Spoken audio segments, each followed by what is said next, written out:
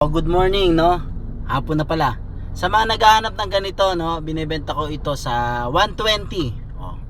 Pag nakita tayo, yung mga bagong driver, pwede nyo ilagay ito sa sasakyan. Ang kagandahan dito, pakita ko sa inyo ha. Ang kagandahan nitong ating magnetic.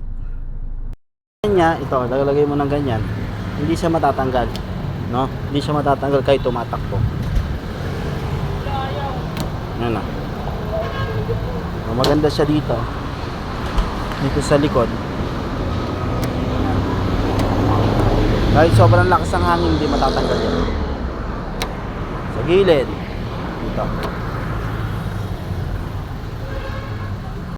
Subukan ko na to, tinakbo ko na to ng highway nung meron akong kasama ko si Mrs. nung tinuturuan ko siya sa highway. So hindi naman siya natatanggal kahit nga ganun-ganunin mo, no. So kung gusto niyo mag-avail, pwede kayo mag-comment diyan sa baba, no. 120 bigay ko sa inyo. Sa mga bagong driver. Ang kagandahan nito, pwede niyo alisin pag marunong na kayo, sanay na kayo, pwede niyo alisin. New driver. Thanks for your patience. Ilalagay, pwedeng alisin agad pag marunong na.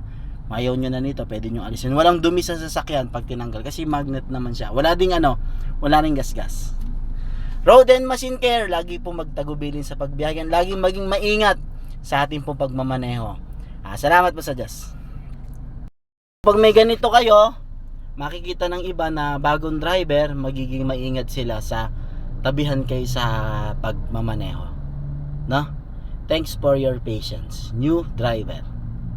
Naman kayong sariling sasakyan, pwede nyo tanggalin, pwede nyo ilagay pagka nagda-drive kayo ng ibang sasakyan, no?